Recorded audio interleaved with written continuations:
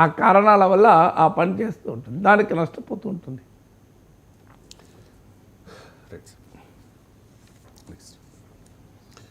ప్రపంచంలోనే అతిపెద్ద ఆధ్యాత్మిక కార్యక్రమం మహాకుంభ్ మేళా మరో 4 రోజుల్లో ముగిపోతోంది. ఉత్తరప్రదేశ్ గవర్నమెంట్ క్లెయిమ్ చేసుకుంటోంది సార్, ఇప్పటి వరకు 55 కోట్ల మంది భక్తులు పవిత్ర స్నానం ఆచరించారు, కుంభమేళాకు వచ్చారు అని చెప్పి.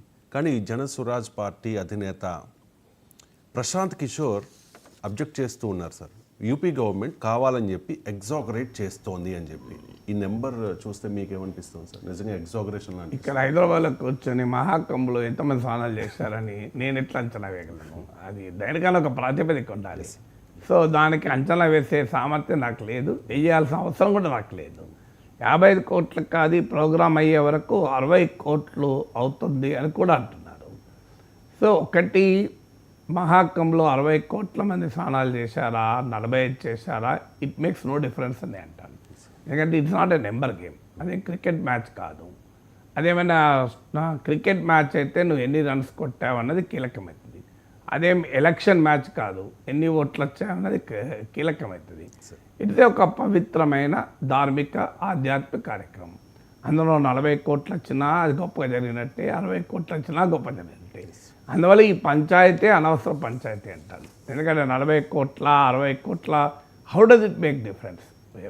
అయితే ప్రశాంత్ కిషోర్ ఈ మాట అనటానికి ఒక రీజన్ ఉంది. ఎందుకు అంటే మహాకుంభ్ హిందూ ఆధ్యాత్మిక కార్యక్రమం వరకే పరిమితమైతే ప్రతిపక్షాలకు కూడా అందులో భాగమవుతాయి, ఏ అభ్యంతరం ఉండదు. మతపరమైన ఆధ్యాత్మిక కార్యక్రమం పైన భిన్నమైన అభిప్రాయాలు ఉండటానికి ఆస్కారం లేదు. కానీ ఈ ఆధ్యాత్మిక కార్యక్రమాన్ని తమ రాజకీయ అవసరాలకు, రాజకీయ ప్రయోజనాలకు బీజేపీ వాడుకోవడం మొదలుపెట్టింది. ఎప్పుడైనా రిలీజియస్ ఈవెంట్ అనేది ఆల్ ఇంక్లూజివ్, ఆధ్యాత్మిక కార్యక్రమం, మతపరమైన కార్యక్రమం, అది రామ మందిరంలో విగ్రహ ప్రాణ ప్రతిష్ఠ కావచ్చు, అది మహాకుంభ్ కావచ్చు, ఇది భారతదేశంలో ఉన్న హిందువులందరికీ ఒక పవిత్ర కార్యం. ఇందులో Congress, BJP, BRS, TDP, YCP ఉండదు. ఇది అందరి కార్యక్రమం. ఈ అందరి కార్యక్రమాన్ని నిర్వహిస్తున్నటువంటి పాలకులు, అధికారంలో ఉన్నవారు, ఇది అందరి కార్యక్రమం కాదు, మా కొందరి కార్యక్రమం, ఇది అందరి కార్యక్రమం కాకుండా మా కొందరి ప్రయోజనాల కొరకే నడుపుతాము అని మొదలుపెట్టారు అనుకోండి, ఏం చేయాలి? అనివార్యంగా రాజకీయ ప్రత్యర్థులు అటాక్ చేస్తారు. ఇప్పుడు అదే జరిగింది రామ మందిర నిర్మాణం అయోధ్యలో కూడా. అయోధ్యలో ఆధ్యాత్మిక గురువుల ఆధ్వర్యంలోనే విగ్రహ ప్రాణ ప్రతిష్ఠ జరిగితే వివాదమే లేదు. కానీ అందులో ఎవరున్నారు? మీరు ఆ లోపల గర్భగుడిలో చూస్తే ఆధ్యాత్మిక గురువులు ఒకరే. నాకు గుర్తున్నంత వరకు ప్రైమ్ మినిస్టర్ నరేంద్ర మోడీ ఉన్నాడు, ఉత్తరప్రదేశ్ చీఫ్ మినిస్టర్ యోగి ఆదిత్యనాథ్ ఉన్నాడు, యూపీ గవర్నర్ ఆనందీబెన్ పటేల్ ఉన్నారు, ఆర్ఎస్ఎస్ చీఫ్ మోహన్ భగవత్ ఉన్నారు. వీళ్ళెవరూ కూడా ఆధ్యాత్మిక గురువులు కాదు. ఆర్ఎస్ఎస్ కూడా ఆధ్యాత్మిక సంస్థ కాదు, అది సామాజిక సంస్థను వాళ్ళు చెప్తారు. అది ఆధ్యాత్మిక సంస్థ అయితే కాదు, పూజలు పునస్కారాలు చేసే బాడీ కాదు కదా. సో మరి రాజకీయ ఒక ఆధ్యాత్మిక కార్యక్రమాన్ని ఒక రాజకీయ నాయకులతో, అది కూడా ఎన్నికలకు ముందు పూర్తి కాకపోయినా, అనేక మంది శంకరాచార్యులు అభ్యంతరాలు చెప్పారు, ఇది పూర్తి కాలేదు, ఆలయం పూర్తి కాకుండా ప్రారంభించడం ఆగమ శాస్త్రాలకు విరుద్ధము, అందువల్ల మేము హాజరు కామని కూడా కొంతమంది శంకరాచార్యులు బాయ్కాట్ కూడా చేశారు. శంకరాచార్యులు రాజకీయ నాయకులు కాదు కదా, వాళ్ళు హిందూ ఆధ్యాత్మిక పీఠాధిపతులు కదా. సో అందువల్ల ఎప్పుడైతే రామ మందిర నిర్మాణం బీజేపీ తన సొంత బ్రాండింగ్కి వాడుకుందో అది వివాదమైంది. ఇక్కడ కూడా ఇది మహాకుంభ ఆధ్యాత్మిక కార్యక్రమంగానే ఉంటే వివాదం లేదు. దీన్ని పొలిటికల్ బ్రాండింగ్కి వాడుకోవడం మొదలుపెట్టారు. పొలిటికల్ బ్రాండింగ్కి వాడుకోవడానికి ఉదాహరణ ఏంటంటే, మీరు ఆధ్యాత్మిక కార్యక్రమంలో సెలబ్రిటీల వ్యవహారం ఉండదు. ఇప్పుడు ఇందులో ప్రత్యేకంగా సెలబ్రిటీల ఫోకస్, ఆ సెలబ్రిటీల చుట్టూ తిరగడము, విఐపి కల్చరు, విఐపీలకు వివిఐపీలకు ప్రత్యేక ఏర్పాట్లు, ఇదొక గ్రాండ్ ఈవెంట్ లాగా జరపాలని. మీకు ఏ మతపరమైన ఆధ్యాత్మిక పరమైన అంశాల్లో గ్రాండియాసిటీ కొరకు ఆలోచించారు. అది నార్మల్ నాన్ స్పిరిచువల్, అంటే మన జీవితంలో ఇహపరమైన కార్యక్రమాల్లోనే గ్రాండ్నెస్ కోసం ప్రయత్నిస్తారు. అది మానవ సహజం, దేవునికి సంబంధం లేదు. దేవుడు సర్వంతర్యామి కనుక గ్రాండియాసిటీ, దీని ఒక పెద్ద హంగామా దీన్ని కాదు దేవుడు యాక్సెప్ట్ చేయడు. అందువల్ల దీన్ని ఎప్పుడైతే ఒక గ్రాండ్ ఈవెంట్గా మార్చి పొలిటికల్ బెనిఫిట్ పొందాలని చూస్తున్నారో దానిపైన రాజకీయ ప్రత్యర్థులు వివిధ రూపాల్లో స్పందించడం మొదలుపెట్టారు. అందులో భాగమే మమతా బెనర్జీ మృత్యుకుమ్మని వ్యాఖ్యానించడం. అది సరైనది కాదని నేను గతంలో కూడా మాట్లాడాను. అదే సమయంలో ఇప్పుడు 55 కోట్ల మంది వచ్చారు, చూడండి 60 కోట్ల మంది వచ్చారు, 60 కోట్ల హిందువులు మహాకుంభలో స్నానం చేశారు, ఇది మా ప్రత్యేకత అని బీజేపీ ఎప్పుడైతే బ్రాండింగ్ చేసుకోవడం యోగి ఆదిత్యనాథ్ మొదలుపెట్టాడు, ఆటోమేటిక్గా విమర్శలు వస్తాయి కదా. అదే ప్రశాంత్ కిషోర్ అనడం. ఎందుకంటే 140 కోట్ల జనాభా, 140 కోట్ల జనాభాలో 110 కోట్ల మంది హిందువులు అనుకుందాం, సనాతన ధర్మాన్ని నమ్మేవారు హిందువులు. ఈ 110 కోట్లలో 60 కోట్ల మంది హాజరు కావడం అంటే మోర్ దెన్ 50%. సో 55% అంటే ప్రతి ఇద్దరిలో ఒకరు మహాకుంభకి వెళ్ళి స్నానం చేశారు. ఇది నిజమా అబద్ధమా మనమే లెక్కలేసుకుంటే అయిపోతుంది కదా. మన చుట్టూ ఉన్న జనంలో ఎంతమంది ప్రయాగ్రాజ్ వెళ్ళారు ఈ సమయంలో, ఎంతమంది మహాకుంభకి వెళ్ళారో లెక్కేస్తే ఈ ఫిగర్ నిజమా కాదా, ప్రశాంత్ కిషోర్ది నిజమా, యోగి ఆదిత్యనాథ్ నిజమా అనేది వాళ్ళ జడ్జిమెంట్కి వదిలేస్తాను. నేను కామెంట్ చేయను, మొదట్లోనే చెప్పాను. నేను ఎందుకు కామెంట్ చేయను, నాకు అది 40 crore 60 crore 10 crore 10 people కూడా నాకు సంబంధం లేదు.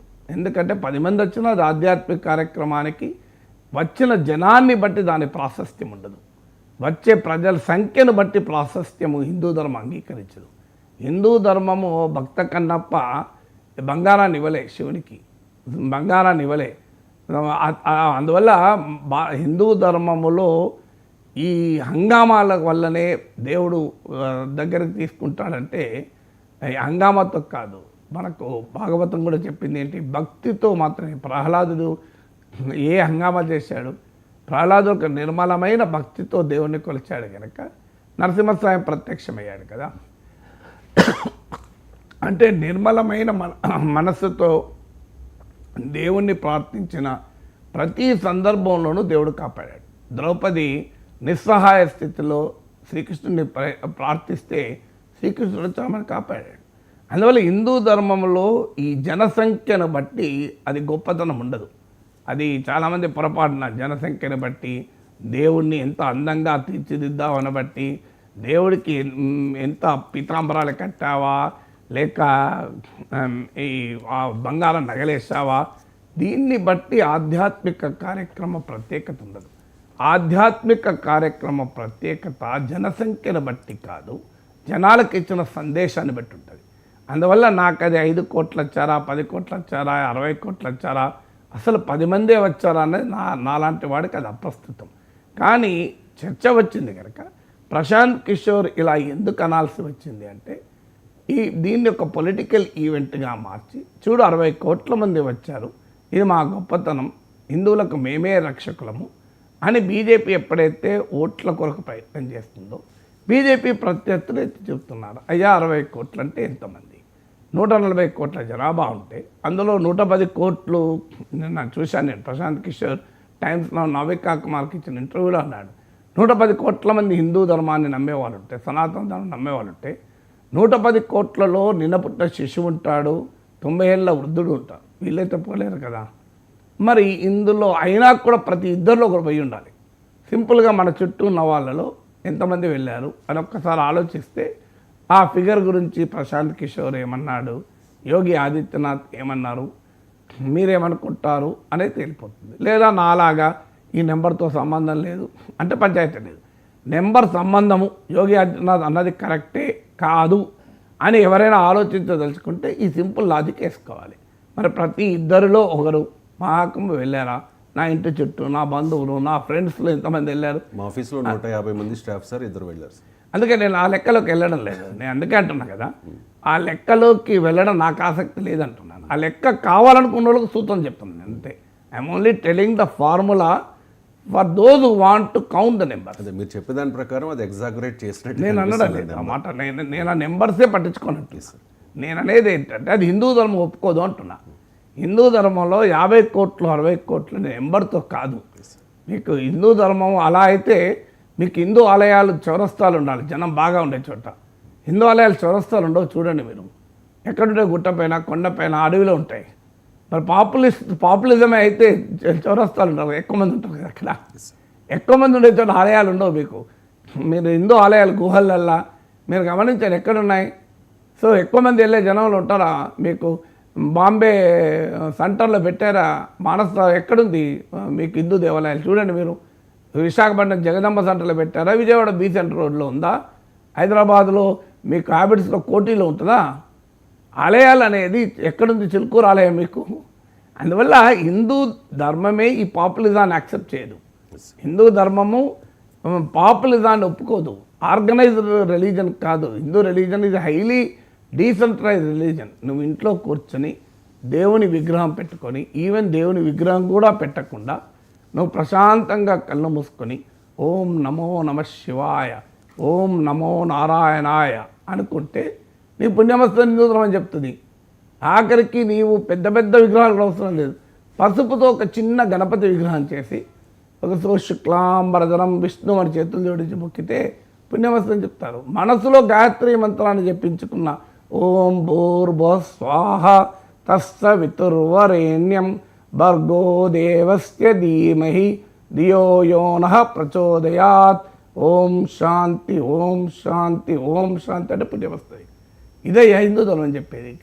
హిందూ ధర్మం ఒక 10,000 మంది కూర్చొని ఓం భూర్భువః స్వాహ అని ఒకరు అంటుంటే 10,000 మంది జై జిందాబాద్ అన్నట్టు ఓం భూర్ అనడం కోరుకోదు. హిందూ ధర్మం యొక్క ప్రత్యేకత అది. హిందూ ధర్మం యొక్క ప్రత్యేకత ఎవరు ఏ దేవుణ్ణి ఎలా తోచిన రీతిలో వాళ్ళకు నచ్చిన రీతిలో వాళ్ళు ఏ దేవుడు కూడా అవసరం లేదు. కళ్ళు మూసుకొని నీవు మెడిటేషన్ చేసిన ధ్యానమే దైవ చింతన. హిందూ ధర్మంలో గొప్పతనం ఏంటంటే నువ్వు ఈవెన్ ఏ దేవుని కూడా ఊహించకు. 3 దేవతల్లో ఎవరినైనా ఊహించుకో అని చెప్తా, అది కూడా వద్దు. నువ్వు ఏం లేదు, మనస్సు ధ్యానం చేయి అంతే. నిర్మలమైన మనస్సుతో కళ్ళు మూసుకొని ధ్యానం చేయి, అదే దైవ చింతన అని చెప్తుంది హిందూ ధర్మం. హిందూ ధర్మం యొక్క గొప్పతనం. హిందూ ధర్మం 1,00,000 మంది నిలబడి జిందాబాద్ అని చెప్పదు. Not the character of Hindu religion. నాకు తెలిసిన కొద్దిపాటి హిందూ ధర్మంలో ఉన్న ప్రత్యేకత ఎందుకు, మన మునులు ఋషులు వెళ్ళి తపస్సులు చేసుకున్నారు. వాళ్ళు ఏమైనా 1,00,000 మంది మొబిలైజ్ చేసి తపస్సులు చేసుకున్నారా? 10,000 మంది మొబిలైజ్ చేసి తపస్సులు చేయలే కదా. వాళ్ళు ఏదో అడవికి వెళ్ళారు, చెట్టు కింద వాళ్ళంతా వాళ్ళు తపస్సు చేసుకున్నారు. ఎంత లోన్లీగా చేసుకున్నారో మీరు గమనించండి. మీరు ఎక్కడైనా హిందూ పురాణాల్లో తపస్సులు చేసుకునే వాళ్ళు ఒక 10,000 మంది మొబిలైజ్ చేసి తపస్సు చేసుకున్న ఉదాహరణ చూపెట్టి నాకు ఎక్కడ ఉండవు. వాళ్ళంతా వాళ్ళు వెళ్ళి భక్తునికి భగవంతునికి మధ్య ఇంకెవరు ఉండరు. అది హిందూ ధర్మం కోరుకుంటుంది. అంటే అని చెప్పి పెద్ద పెద్ద కార్యక్రమాలు చేయకూడదని నేను అనడం లేదు. అంటే 50-60 కోట్ల మందితో ఒక కార్యక్రమం నిర్వహించినా అది హిందూ ధర్మమే. ఎవరు లేక 6గురితో చేసినా అది హిందూ ధర్మమే. దాంట్లో ఏం తేడా లేదు. నువ్వు ఊరంతా పిలిచి భోజనాలు పెట్టి సత్యనారాయణ చేసుకున్నా నీకు ఆ కెపాసిటీ లేకపోతే నీవే కూర్చొని సత్యదేవునికి పూజ చేసి ప్రసాదం పక్కింటి వాడికి ఓ చిన్న కుడక ముక్కిచ్చిన దేవుడు ఈక్వల్గా గౌరవిస్తాడు.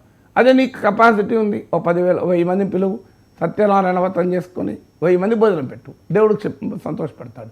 అంటే దేవుడు ఇట్లాగే సంతోషపడతాడు, అట్లాగే సంతోషపడతాడు. అది నేను చెప్పేది. ఈ పెద్ద పెద్ద ఈవెంట్ చేయొద్దని నా ఉద్దేశం కాదు.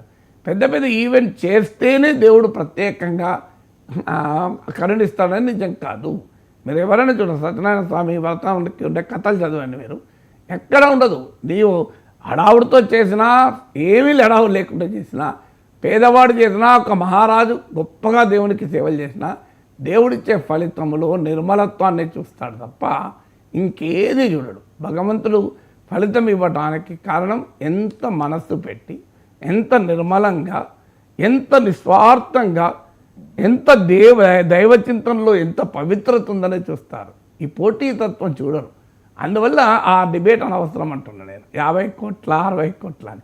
కానీ డిబేట్ నడుస్తున్నప్పుడు మరి అది నిజమా కాదా, యోగి ఆదిత్యనాథ్ నిజమా, ప్రశాంత్ నిజమా అని చర్చించేటప్పుడు నేను చెప్పిన ఫార్ములా ఈజీ ఫార్ములా. ఎందుకంటే ఉత్తరప్రదేశ్కి వెళ్ళి మనం కౌంట్ చేయలేం కదా, ఎంతమంది వచ్చారో కౌంట్ చేస్తానికి మనకేమీ టూల్స్ లేవు కనుక సింపుల్. మనం ఇప్పుడు యోగి ఆదిత్యనాథ్ లెక్కల ప్రకారం 60 కోట్లు వచ్చారు అంటే ప్రతి ఇద్దరిలో ఒక ఖచ్చితంగా వెళ్ళి ఉండాలి.